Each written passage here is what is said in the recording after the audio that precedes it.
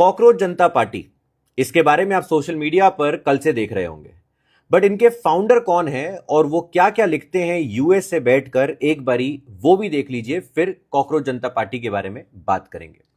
ये बोलते हैं कि जो तालिबान है अफगानिस्तान की, वैसा ही वेस्ट बंगाल बनता जा रहा है जब से वहां पर बीजेपी आई है।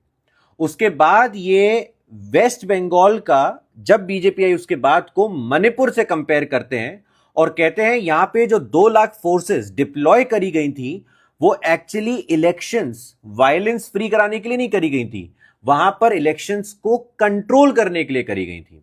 उसके बाद जब इनसे बात करी जाती है या इनसे ये आगे बात करते हैं कि जब पेट्रोल कम यूज करने को बोला गया, गोल्ड कम खरीदने को बोला गया, जो पहले भी इंडिया के प्राइम मिनिस्टर, फाइनेंस मिनिस्टर या कांग्रेस हो बोल चुके हैं क्योंकि बाहर से इंपोर्ट होता है बहुत ज्यादा, उस पे भाई साहब कहते हैं कि सब कुछ ही अगर सरकार के लोगों को करना पड़ेगा तो फायदा क्या है, अगर मतलब जनता को करना पड़ेगा, कुछ कुछ तो प्राइम मिनिस्टर को खुद भी देखना चाहिए और गवर्नमेंट को देखना चाहिए, तो गवर्नमेंट बनाई क्यों गई है? Again shallow logic, but this is the logic he gave. ठीक है, आप एक के बाद एक ट्वीट देखते चले जाइए। The biggest target is the election commission, the biggest target is Narendra Modi, that वो जो भी कर रहे हैं वो सब गलत है। और बेस्ट कौन है उनके हिसाब से?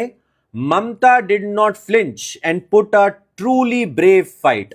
ममता Banerjee put a brave fight, my foot.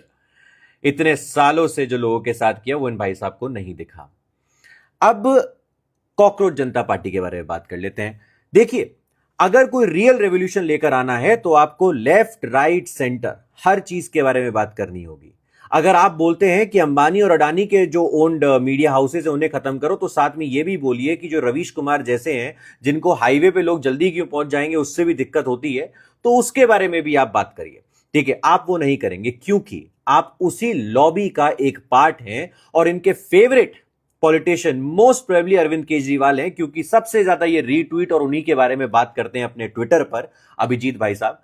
ठीक है, एक अरविंद केजरीवाल की पपेट आप जर्मनी से बैठ के देखते हैं, दूसरे शायद से आप यूएस से बैठ के देखेंगे, अगर ये एक मीम से आगे बढ़कर कुछ बनता है। मुझे बहुत खुशी होती जिस तरीके से आपने ये नीट के एग्जाम को लेकर एजुकेशन मिनिस्टर रेजिग्नेशन मांगा था, उसी लाइन पे चलते, मैं आपको सपोर्ट करता।